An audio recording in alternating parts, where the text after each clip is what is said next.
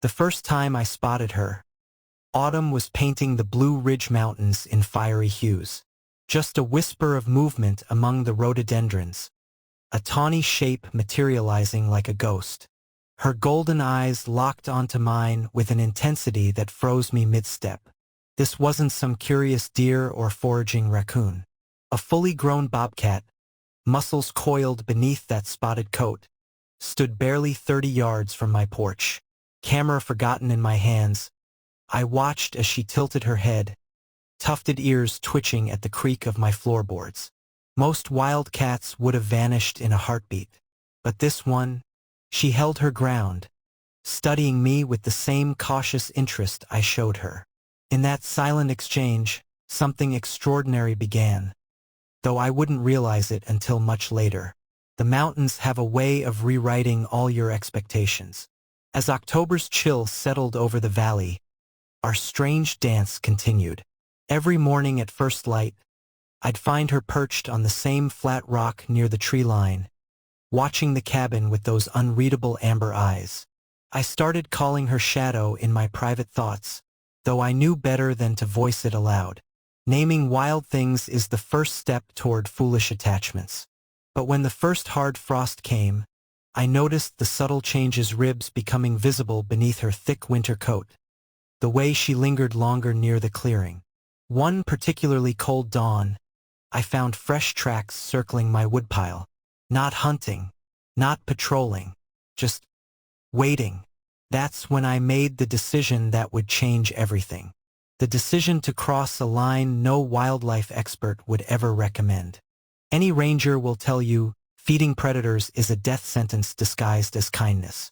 They lose their edge, forget how to hunt, become nuisances, then casualties.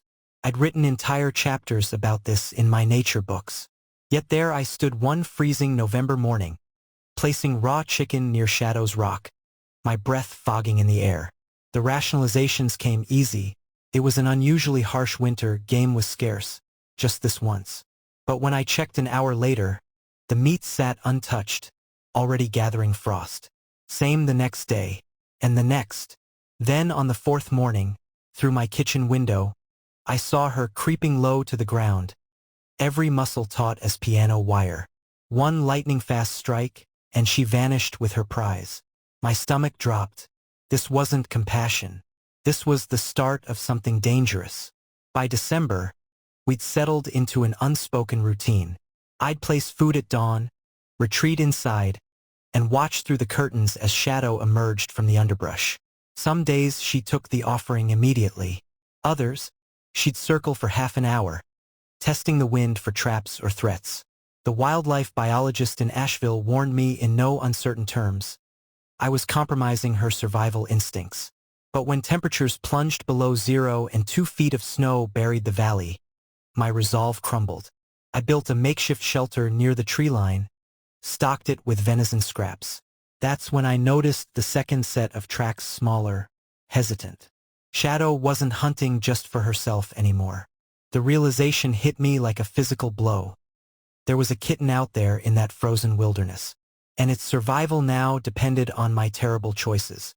The blizzard raged for 3 straight days, transforming the landscape into an Arctic wasteland.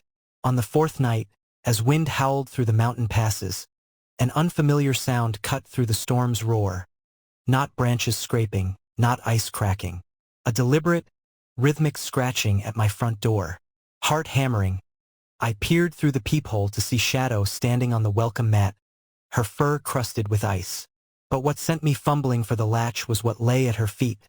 A small, motionless form, its tawny coat matted with blood and snow. The kitten's hind leg bent at a sickening angle, his breathing shallow as a dying man's. When I met Shadow's gaze, the message in those wild eyes was unmistakable. She'd exhausted every natural option. I was her last resort. In that moment, 60 years of wilderness wisdom meant nothing. There was only the desperate truth. This wild mother had chosen to trust me with her most precious possession.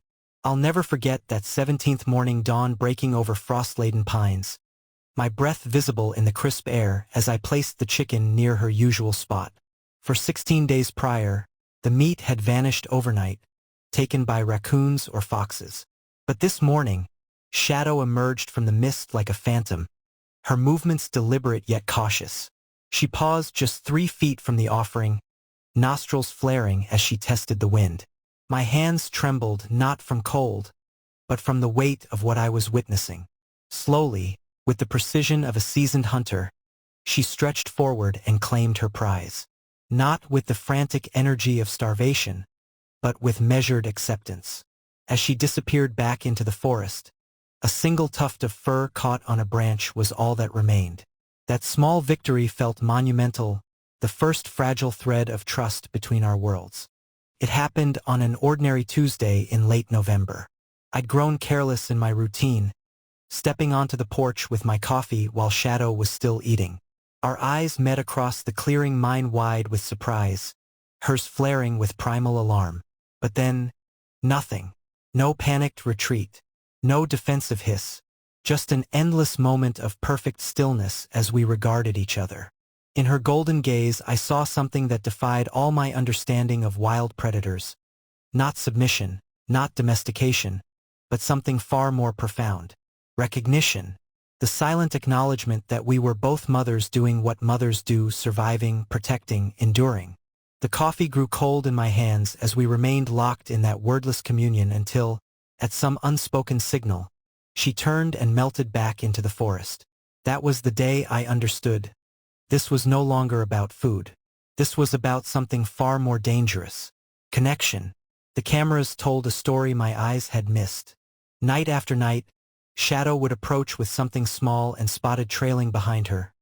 A kitten, barely weaned, his gangly limbs struggling through the underbrush. The footage showed her leaving him hidden in a hollow log while she hunted, his tiny face peering out anxiously until her return. Most heartbreaking of all were the images from the night of the storm, Shadow dragging her injured offspring through hip-deep snow, stopping frequently to nudge his limp form with her nose. When I showed the footage to Dr. Vaughn at the rehabilitation center, her face went pale. "In 30 years working with predators," she whispered, "I've never seen this. A wild bobcat doesn't bring her young to humans. Ever." The unspoken question hung between us: what desperate circumstance could override millions of years of instinct? All those weeks of careful observation, and I'd missed the most important detail. The subtle way Shadow would glance over her shoulder while eating.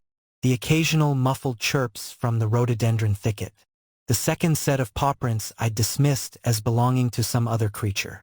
The truth was there all along. Shadow had been protecting more than just herself. Little Milo, with his oversized paws and curious eyes, had been her constant shadow since summer's end. She'd kept him hidden with the same fierce precision she used to stalk prey, even as she cautiously accepted my offerings. That's what made her final act of desperation so shattering. Not the blood matting Milo's fur, not his grotesquely twisted leg, but the monumental betrayal of every instinct that should have kept him far from human hands.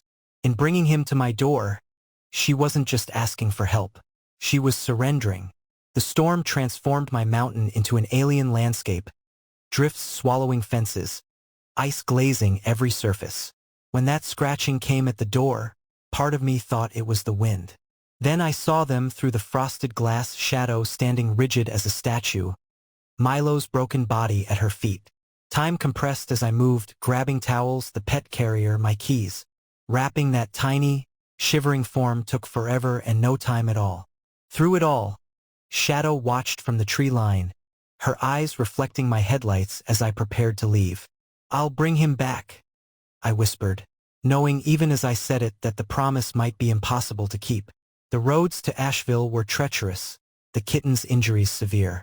As my truck fishtailed down Route 194, the dashboard clock glowing 3:17 a.m., one thought circled relentlessly.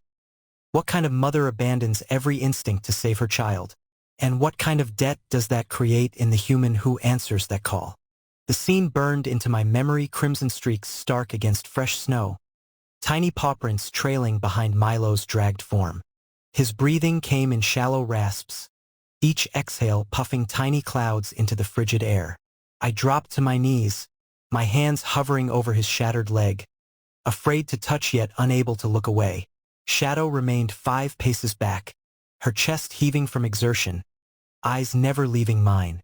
The unspoken plea in her gaze turned my blood to ice. This wasn't just an injury. This was life or death. Every wilderness instinct screamed that predators don't show weakness, don't ask for help. Yet here lay proof that nature's rules aren't absolute. As I gently lifted Milo's limp body, his faint whimper nearly broke me. The clock was ticking, and I was his only chance. The emergency clinic's fluorescent lights revealed the full horror: Milo's leg bone protruding through skin, his body temperature dangerously low. Dr. Vaughn's skilled hands moved with practiced urgency as she rattled off medical terms to her team. Compound fracture, hypothermia, possible internal bleeding. When she finally turned to me, her expression was grim. "You understand how unprecedented this is? Bobcat mothers abandon injured young. They don't." She gestured to Milo's shivering form. "Deliver them to human doorsteps." The unspoken question hung between us. Why had Shadow broken nature's oldest rule? As the X-rays developed, showing the full extent of the damage, Dr. Vaughn's warning echoed in my skull. Even if he survives, he may never walk properly again. And that's if we can get him through the night. White-knuckling the steering wheel, I navigated black ice and near-zero visibility on Route 194. Milo's carrier slid across the passenger seat with every skid, his pitiful cries shredding my resolve. The wipers fought a losing battle against the onslaught of snow, each swipe revealing only brief glimpses of the twisting mountain road. My mind replayed Shadow's final look, not the fierce glare of a predator, but the devastated gaze of a mother watching her child disappear into the unknown. Every mile stretched into eternity, the dashboard clock mocking me with its slow crawl. When a sudden gust sent the truck fishtailing, Milo's carrier slammed against the door. His sharp yowl of pain nearly stopped my heart. "Hold on, little warrior," I whispered, unsure if the words were for him or myself. The mountains have a way of testing promises made in desperation. The veterinary team worked in frantic silence, their movements sharp and precise around Milo's tiny form. Tubes snaked from his mouth, machines beeped erratic warnings, and the metallic scent of blood mixed with antiseptic. I stood useless in the corner, watching his chest rise and fall in shallow, uneven bursts. Dr. Vaughn's voice cut through the chaos. "We're losing him!" The crash cart rattled as it was wheeled over. Someone shouted about oxygen levels. My vision tunneled until all I could see was Milo's side barely moving, his once bright eyes now dull and half-lidded. This wasn't how the story was supposed to go. Shadow had trusted me. The mountains had tested me. And now the universe seemed determined to prove that some bonds aren't meant to last. When the heart monitor flatlined, my knees gave out. The pounding on my door came 3 days after Milo's surgery.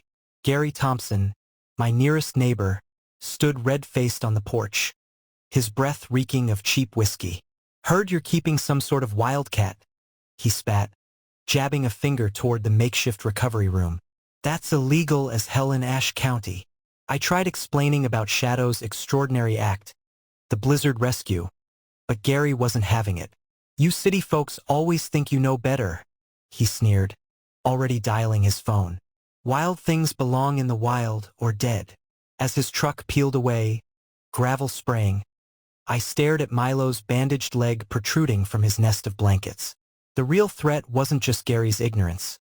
It was the cold truth that no court would side with me over local wildlife laws. Shadow's sacrifice might be for nothing. Sheriff Dawson removed his hat slowly, his expression caught between sympathy and duty. "Ms. Grant, I've got a signed complaint here," he said, tapping the paperwork. "State law's clear. You can't keep native wildlife without permits." I showed him the trail cam footage, Dr. Vaughn's medical reports, even the news articles about similar cases. His jaw tightened. "Don't matter how it started. That cat's either released by week's end," he hesitated, "or confiscated and euthanized." The word hung between us like a death sentence. Outside, a late winter storm gathered over the peaks, mirroring the tempest in my chest. Milo, now alert and watching from his enclosure, had just begun putting weight on his healing leg. To release him now would be a death sentence. But keeping him meant breaking the law. Some choices aren't really choices at all. The Watauga County Courthouse smelled of lemon polish and old grudges. Gary Thompson smirked from the plaintiff's table as the judge reviewed the wildlife violation charges. My hands trembled holding Dr. Vaughn's affidavit about Milo's non-releasable status. Your Honor, I pleaded. This isn't about owning wildlife. It's about honoring an extraordinary act of trust. The gallery buzzed with spectators, some curious, others openly hostile. When the prosecutor called Milo a dangerous predator, I nearly lost my composure. Then, from the back of the room, an unexpected voice spoke up, Old Man Jenkins, a lifelong hunter. Judge, up in these mountains, we respect nature's mysteries. He pointed at me. That woman answered when the wild called. Ain't no law against compassion. For the first time, the judge's stern expression flickered. Maybe, just maybe, mountain justice still had room for miracles. The courtroom fell silent as Dr. Sullivan took the stand. With clinical precision, he described Milo's injuries, the shattered femur, the nerve damage, the months of rehabilitation still needed. Then his voice changed. Medically, this animal can't survive in the wild. He paused, removing his glasses. But this case isn't just medical. It's about an unprecedented behavioral event. He projected the trail cam footage showing Shadow's desperate journey through the storm. A wild bobcat mother hasn't brought her injured young to a human in documented scientific history. Turning to the judge, he delivered the knockout punch. Forcing release would negate the mother's extraordinary choice and condemn this animal to suffering. Is that really what our wildlife laws were designed to do? Even the prosecutor looked unsettled. Sometimes science and soul speak the same language. Judge Calloway's chambers felt airless as she read the verdict. While Ms. Grant's intentions were commendable, my stomach dropped. That but was coming. North Carolina law clearly prohibits private citizens from keeping native wildlife without proper permits. Gary Thompson's triumphant grin made me physically ill. Then the judge continued, however, given the extraordinary circumstances, I'm ordering temporary custody to Appalachian Wildlife Refuge until Milo's full recovery. She fixed Gary with a glare. And permanently enjoining any euthanasia order. It was a compromise. Milo would live, but at the refuge, not with me. As the gavel fell, relief and grief warred in my chest. I kept my promise to Shadow her kitten would survive. But at what cost? The look in Milo's eyes when they took him would haunt me forever. Weeks passed, but Shadow never left. Each morning I'd find fresh tracks circling the property, always maintaining distance. Always watching. The refuge assured me Milo was improving, but something in me broke every time I spotted his mother's silhouette at dusk. One evening, I brought her food for old time's sake. She approached warily, sniffed the offering, then did something unimaginable. She left it untouched. Her message was clear. This was never about handouts. It was about trust. And now she was waiting for me to complete our bargain. But how could I explain that the law had stolen her child? That night, as another storm rolled in, I made a decision. Some promises are worth breaking rules for. Some bonds transcend species. And some mothers, wild or human, will move mountains for their young. The morning mist clung to the valley as I spotted her. That distinctive jagged scar along her left flank, pale against tawny fur. Shadow. Not some random bobcat, but Milo's mother, returned after weeks of absence. She moved differently now, her ribs more pronounced, her gait slower. Yet those eyes burned with the same fierce intelligence. My breath caught when she paused near Milo's empty recovery pen, nostrils flaring as if searching for his scent. The realization hit like a physical blow. She'd come back for him. After everything. After the blizzard, the surrender, the long silence. Nature's most solitary creature had returned to the scene of her greatest vulnerability. And in that moment, I understood true wildness isn't about independence. It's about the lengths we'll go for those we love. The sound ripped me from sleep, an unearthly yowl echoing through the hollow. Milo, even at the refuge 30 miles away, his cry carried on the mountain winds, a siren call no mother could ignore. Then came the response, deeper, rougher, vibrating through my bones from somewhere beyond the tree line. Shadow. Their duet continued for hours, back and forth across the darkness, each call more desperate than the last. I sat on the porch, tears freezing on my cheeks, bearing witness to this impossible conversation. Science says bobcats don't reunite after separation. Science says captive and wild don't communicate. But as dawn painted the sky, one truth remained. Some connections defy all logic. Some bonds refuse to break. The hinges creaked ominously as I swung the enclosure gate wide, my pulse pounding in my ears. Every rational thought screamed this was madness. Milo's legs still healing, his survival skills untested. But when Dr. Vaughn called saying he'd stopped eating, when the midnight howls grew more frantic, some decisions make themselves. I scattered his bedding near the tree line, his scent strong on the wind. Then I waited. The moon climbed higher. Crickets fell silent. Then movement. A shadow among shadows. Not Milo. Her shadow emerged like a phantom, circling the open gate with military precision. One sniff of the blankets and her entire body stiffened. Her head snapped toward the dark forest. Then, with a chirp I'd never heard before, she vanished into the night. The question hung heavy, would he follow?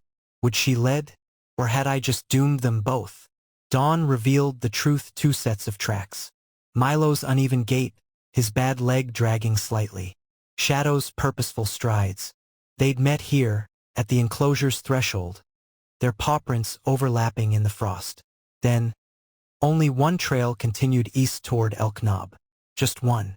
My heart stopped, until I noticed no blood, no signs of struggle, just a single line of tracks disappearing into the rising sun. The refuge called Mid-Morning. Milo's enclosure stood empty, the lock mysteriously undisturbed. Dr. Vaughn's voice shook. This shouldn't be possible. But mountains don't care about possibilities. They deal in miracles. As I studied those fading prints, one truth crystallized. Sometimes love means holding on. Sometimes it means letting go. And sometimes it's about trusting the wild to find its way home. The camera footage told the story my heart couldn't bear to imagine. Shadow appearing at the refuge's perimeter fence just before midnight. Milo, alert in his enclosure despite weeks of lethargy. Then, the impossible. A 3-legged raccoon somehow tripping the exterior latch. The silent communion between mother and son as the gate swung open. Their synchronized departure into the pines. I played it a dozen times, searching for some clue, some reason. But wild hearts don't explain themselves. That night, as I sat on my porch staring at the star-drenched peaks, the full weight crashed down. Not grief, not loss, but something purer. Awe. Shadow had moved heaven and earth to reclaim her son. And I'd been privileged to witness something most will never understand. That wilderness isn't just a place. It's a love story written in paw prints and sacrifice. 1 week later, I found it at daybreak, a single barred owl feather placed neatly on my welcome mat, its edges gilded by the rising sun. No tracks led to or from it, as if it had materialized from the mist itself. I turned it over in trembling fingers, remembering Shadow's first gift, her broken kitten in the snow. The circle felt complete. That afternoon, the trail camera near Elk Knob captured a fleeting image. 2 bobcats moving through twilight, the smaller one keeping pace despite his limp. No fanfare, no goodbye, just the mountains reclaiming their own. I pressed the feather into my field journal, right beside Milo's first photo. Some stories don't have endings. They have echoes.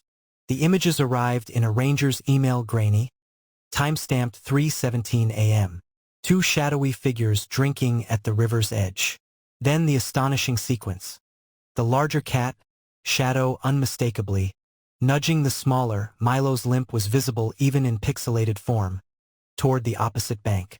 Their hesitation was palpable. Then, as if responding to some unheard cue, they turned not deeper into wilderness, but back toward the human world, toward my cabin. The timestamp of their river crossing matched exactly when I'd found that feather. Coincidence? The ranger's note said it all. You should know bobcats never cross rivers without reason. Never. My hands shook scrolling to the final image, 2 sets of wet paw prints leading away from the water, toward home. The truth revealed itself slowly through scattered sightings, through game camera footage, through the occasional missing chicken, always repaid with a mangled rabbit on my porch. They'd chosen the liminal space, the borderlands between wild and tame. Shadow hunted as nature intended, but returned most nights to the old rhododendron thicket. Milo's leg healed strong, yet he'd appear like clockwork at dusk, chirping for scraps like some bizarre house cat. The wildlife experts were baffled. The neighbors whispered. And me? I stopped trying to explain. Some bonds transcend labels. That winter, when another blizzard buried the valley, I awoke to find 2 familiar shapes curled together on my porch swing, wild and free, yet choosing to be exactly where they were. Maybe freedom isn't about untouched wilderness after all. Maybe it's about choosing your chains. National Geographic ran it as their February cover. Shadow and Milo curled together on my porch rail, snow dusting their fur, their eyes reflecting firelight. The caption read, "When wild hearts choose connection." My inbox exploded, scientists begging to study them, journalists demanding interviews, trolls accusing me of taming predators. But the photo's secret lay in what it didn't show.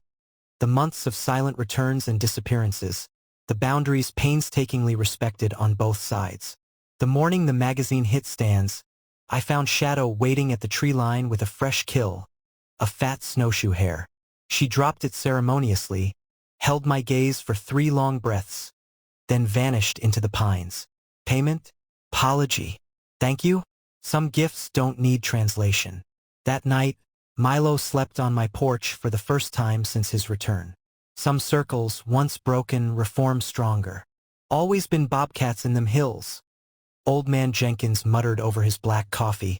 The magazine spread between us. But them too. He tapped the photo with a gnarled finger. They're different. Around us, the diner buzzed with theories, reincarnated spirits, government experiments, plain old hoaxes. Jenkins waited until the waitress refilled his cup before leaning in. My granddaddy told me something about animals that walk between worlds, he whispered, tobacco breath warm against my ear. Said they come when the mountains need remembering. Outside, snow began falling again. Somewhere beyond the frosty glass, 2 shadows moved through the gathering storm, one limping slightly, both wild beyond measure yet bound by something deeper than instinct. The bell jingled as I left, Jenkins' final words trailing after me. Don't try to understand it, girl. Just leave an extra plate out tonight. The envelope arrived with the spring thaw, its contents written in precise scientific jargon that couldn't mask the wonder beneath.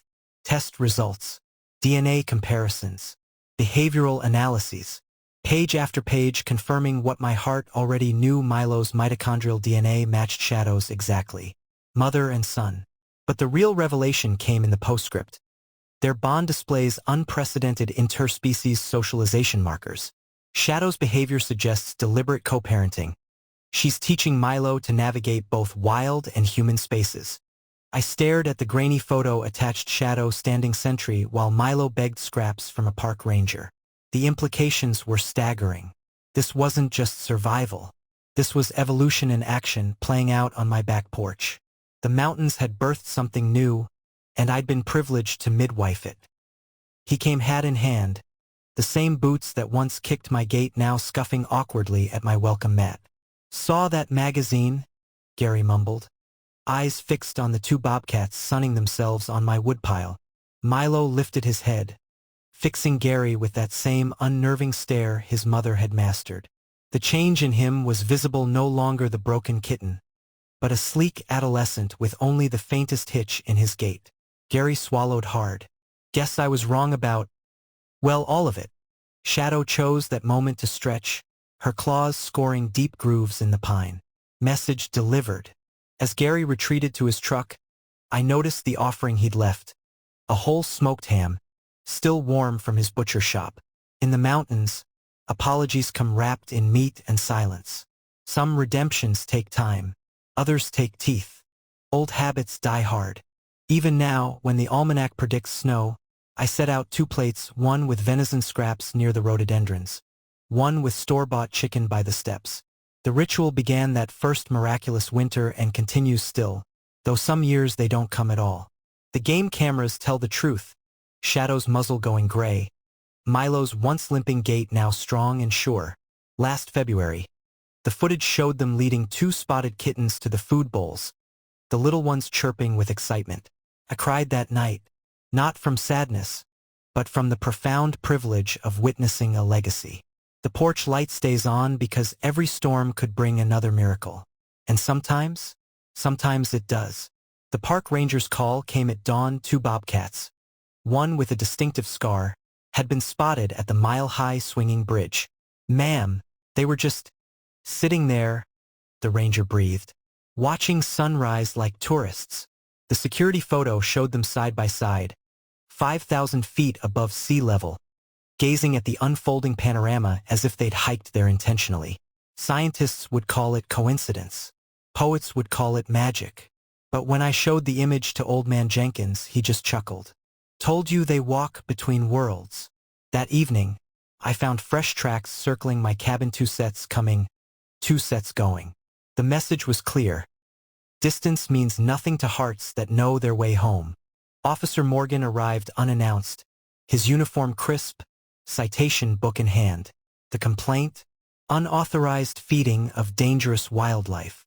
He froze mid-sentence when Shadow materialized from the berry thicket, Milo at her heels. We all held our breath as the bobcats studied this new intruder with detached curiosity. Then Milo did the unthinkable. He flopped onto his back in the sunshine, paws curled in utter contentment. Officer Morgan's pen hit the dirt. "Well, I'll be damned," he whispered. The citation became a warning. The warning became coffee on my porch, and by summer's end, Morgan was emailing me trail cam photos of his bobcats from all over the county. Some conversions require no preaching, just the sight of a wild thing choosing trust. Old Man Jenkins said it best while we watched Shadow teach her newest kittens to hunt voles near the creek. "Quiet means they're hiding, or watching." He spat tobacco juice into the dust. "Ain't no such thing as empty woods." The truth of it echoed through the years, in every snapped twig, every rustle in the laurel hells, every pair of eyes reflecting moonlight back at me. The mountains are never still, never vacant. They simply choose who gets to see their secrets. That evening, as Shadow led her family back into the gathering dark, Jenkins tipped his hat to their retreating forms. "Remember, girl, you ain't their keeper, just the witness. Some roles carry more weight than others." The bartender slid my bourbon across the polished oak just as the conversation died. Every eye in the place turned to the newcomer, some slick journalist from New York, poking at his phone instead of drinking. "So," he drawled, "anyone actually seen these famous bobcats?" The silence stretched like taffy until Old Man Jenkins stood, his overalls stained with decades of stories. "Son," he said, pointing to the framed magazine cover behind the bar, "that ain't just some cats. That's mountain magic." The journalist scoffed. Then the door creaked open, and there they stood, Shadow and Milo, backlit by sunset, tails twitching in unison. The journalist's phone hit the floor. Jenkins never looked up from his drink. "Told ya. Some truths don't need defending. They just show up when called." The university plaque reads, "Scarlett Grant Interspecies Communication Pioneer." But the locals know better. At the West Jefferson Farmers Market, they still call me that Bobcat woman, pressing jars of honey and bundles of sage into my hands like offerings. The scientists keep coming with their collars and cameras, the journalists with their notebooks and disbelief. But the real story lives in quieter moments, in the way Shadow's newest kittens tumble across my porch like house cats, in the way Milo still limps slightly when rain's coming, in the way the mountains themselves seem to breathe differently when their chosen walk among us. I didn't become a legend by taming wild things. I simply learned to listen when they spoke. And oh, what stories they've told. This morning's trail cam footage shows something extraordinary. Milo, now full-grown and scarred from 100 battles, leading his own mate to the old rhododendron thicket. Shadow watches from a distance, her muzzle gone completely white, her movements slower but no less regal. As the young female investigates the food bowl Milo once ate from, he does something that stops my heart. He looks directly into the camera and chirps, just like he did as a kitten. The mountains are whispering again. New chapters unfolding. Old stories repeating with fresh faces. On my porch, the original chicken plate still sits waiting, its edges worn smooth by seasons of use. Some circles never close. They just spiral outward, forever. First frost came early this year. I set the plate out at dawn like always, extra scraps for Shadow's stiff joints. But by noon, only Milo's mate had visited. The game camera told the story. Shadow waiting in the tree line while the younger cats ate, her breathing labored. Then footage I can't bring myself to watch twice, Milo nuzzling his mother's face before she turned toward deeper woods. Next morning, just one gift on my porch. A single gray whisker atop the untouched chicken. Some goodbyes need no words. The mountains give and the mountains take away. But love? That lingers in the empty spaces between. 98 words. The wildlife students begged for months. Just show us where she dens. I refused. But when spring floods washed out Hollow Creek, the secret revealed itself. A dry crevice behind the waterfall, walls lined with molted fur, and my missing wool socks. Inside, 3 generations of paw prints pressed into the clay. No collar data, no tissue samples. Just this sacred space where wild and tame blurred into something timeless.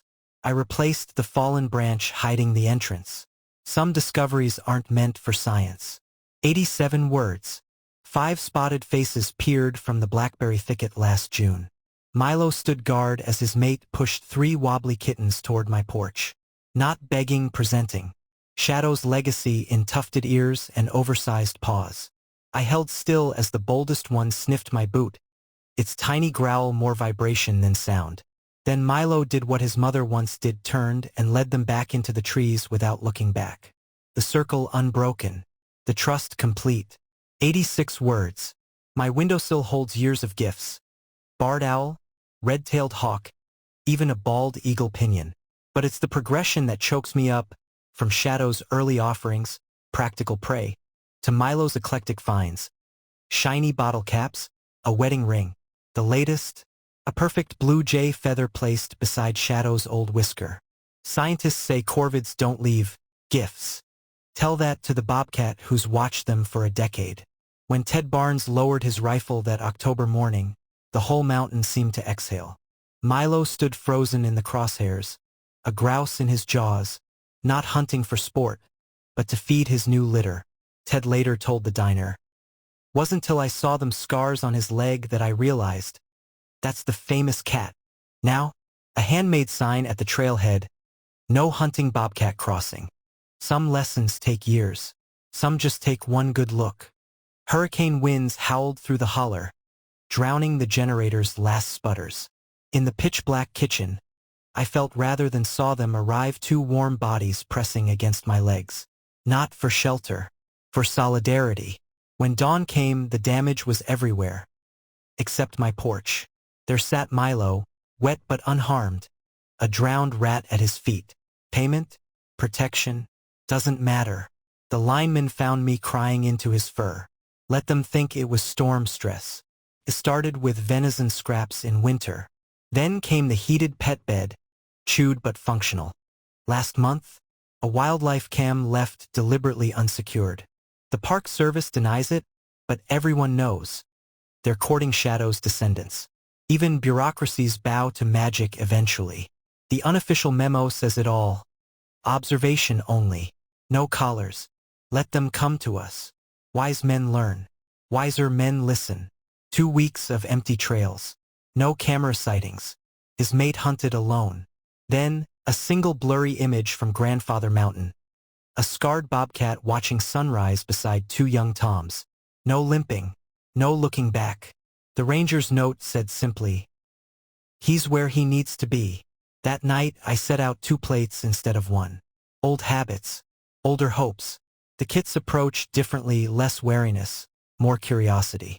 They'll eat from my hand, if Milo's mate allows it, play with my shoelaces, even nap on the warm generator. Scientists fret about overhabituation. But watch how they melt into shadows at a stranger's footstep. These kittens walk both worlds by choice, not naivety. The mountains are teaching them balance. Publishers wanted a heartwarming pet story. Instead, they got Where Wild Trusts, a study in mutual respect. Chapter 3 says it all. They are not pets. I am not owner. We are neighbors with benefits.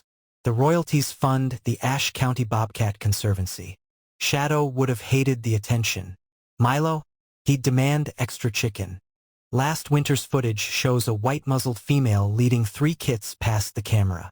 Suddenly, she stops, stares directly into the lens, then carefully places one paw over the motion sensor, blocking the view as the kittens pass. The timestamp? Exactly 10 years after that first blizzard. The mountains remember.